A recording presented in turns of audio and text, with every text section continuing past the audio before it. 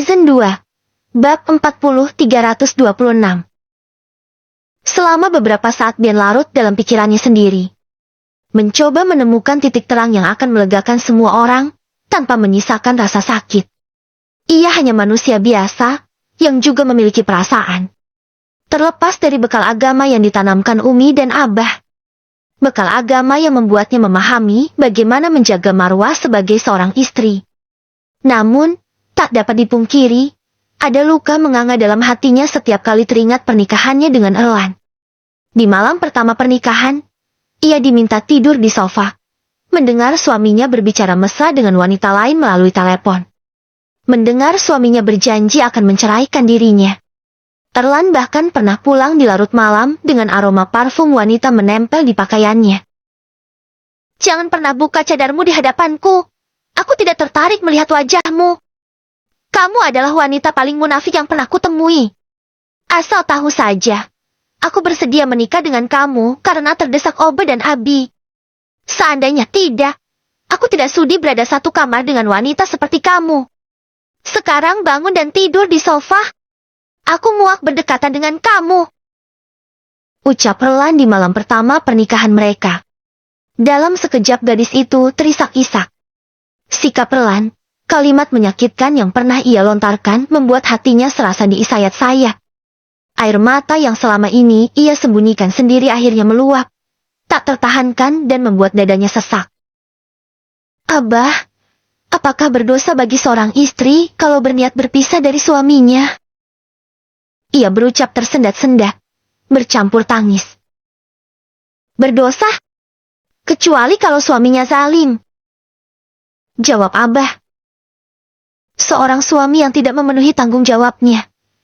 Tidak menafkahi istrinya baik secara lahir dan batin. Menyakiti badan dan hati istrinya. Tidak memberikan perlindungan dan kasih sayang. Maka dia sudah termasuk golongan suami zalim. Dan boleh-boleh saja kalau istrinya menginginkan perpisahan. Air mata Bian semakin berurai. Alfian memeluknya. Mengusap kepalanya dengan penuh kasih. Sementara Darren mengusap ujung matanya. Menyesali sikap putranya.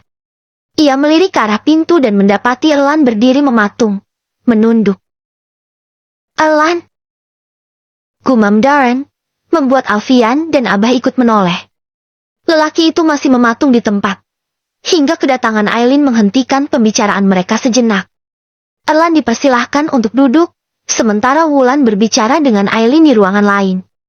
Erlan membeku menatap istrinya yang masih terisak-isak. Ingin rasanya ia berlutut di hadapan wanita itu, dan memohon maaf atas segala kesalahan dan rasa sakit yang ia beri selama ini. Namun, untuk sekadar memohon pun rasanya tidak pantas. Ia terlalu kotor untuk wanita sebaik Bian. "Nak Erlan, Abah melepas putri Abah untuk dijadikan pendamping hidup kamu dengan harapan bahwa dia akan disayangi, dilindungi dan dijaga. Apakah kekurangan Amira sehingga dianggap tidak layak sebagai istri? Kekurangan apa yang membuatnya tidak mendapatkan haknya sebagai istri?" Pertanyaan Abah berhasil menjatuhkan air mata Erlan. "Bukan dia yang tidak layak, Abah. Sayalah yang tidak layak untuk wanita sebaik dia. Saya dibutakan amarah sampai tidak bisa melihat kebaikan dalam diri istri saya dan malah terus memberinya rasa sakit."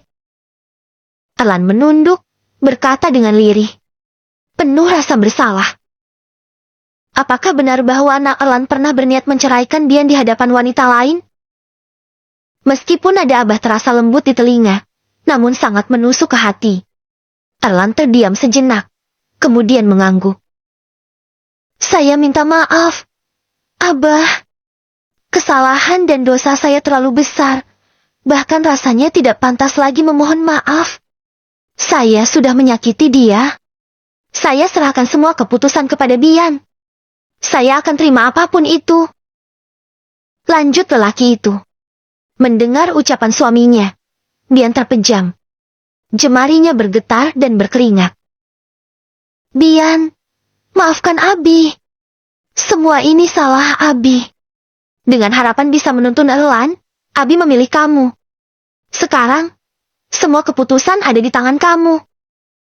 Kalau mau melanjutkan dengan Erlan, kita bisa menggelar pernikahan ulang dengan menggunakan nasab yang sebenarnya.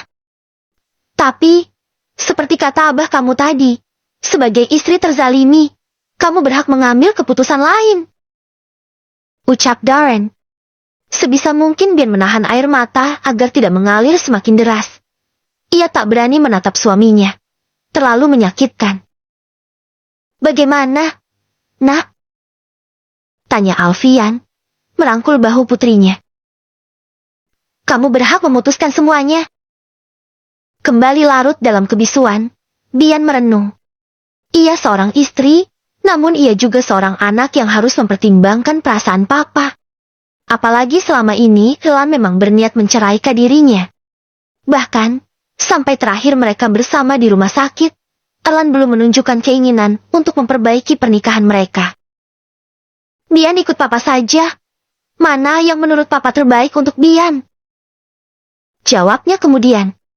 Mendengar jawaban itu, Elan merasakan hatinya bak diremas tanpa ampun. Sementara Alfian mengulas senyum, menyandarkan putrinya di bahunya. Ia lalu melirik Darren. Sebelumnya, aku minta maaf kalau keputusanku terlalu egois. Jauh sebelum semua ini, kamu tahu aku sudah menganggap Elan seperti anakku sendiri. Dia juga tumbuh bersama kami, sama seperti Boy dan Raffi. Aku juga menginginkan yang terbaik untuknya. Darren mengangguk. Ya, Al, aku paham. Tapi, sebagai seorang papa, aku tidak bisa terima anakku diperlakukan seperti ini. Maaf, tapi aku tetap ingin mengajukan pembatalan pernikahan. Tak ada sanggahan atau penolakan dari Elan mendengar keputusan mertuanya. Ia pasrah. Lagi pula Bian masih terlalu muda. Masa depannya masih panjang. Aku ingin dia menikmati masa kebersamaan kami yang terlewati. Dia bisa menyelesaikan pendidikannya, belajar banyak hal dan mendewasakan diri. Ustadz Syah mengangguk. Kejadian ini bisa menjadi pembelajaran untuk di masa depan. Selalu ada hikmah yang tersimpan dalam setiap kejadian. Benar Pak Ustadz. Rujuk itu memang mudah. Tapi yang sulit adalah bertahan. Bagaimana agar tidak mengulangi kesalahan yang sama? Kalau tidak merasakan akibat, maka akan mudah mengulangi. Semua butuh waktu. Proses untuk belajar. Lagi pula, kalau memang masih berjodoh, mereka pasti akan bertemu lagi. Tapi dalam versi terbaik. Insya Allah. Balas Pak Ustadz. Bagaimana? Nak Elan? Kamu terima keputusan ini? Iya. Abah? Apapun keputusannya, saya ikhlas. Ucapnya lirih. Matanya tertuju kepada sang istri. Alhamdulillah.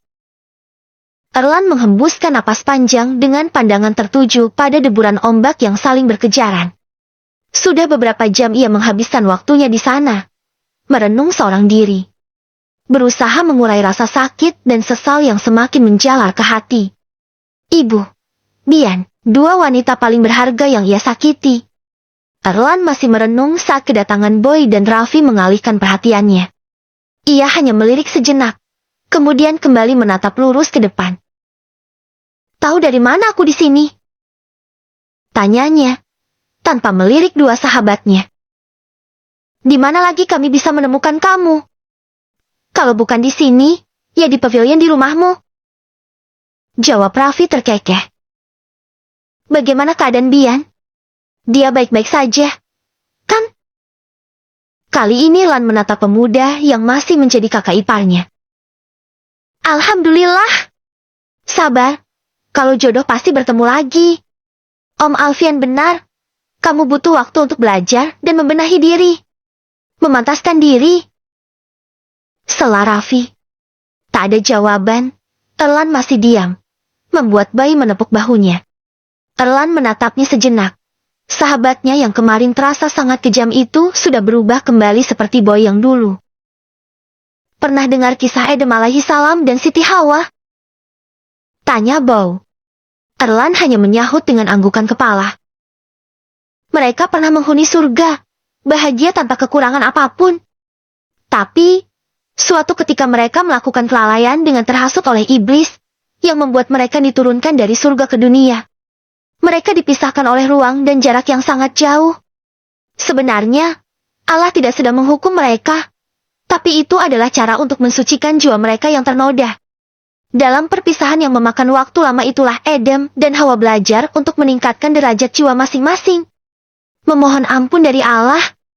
Dan ketika mereka sudah berada dalam titik terbaik, Allah mempertemukan mereka kembali di Bukit Jabal Rahmah. Kamu bisa mengambil hikmah dari kisah ini.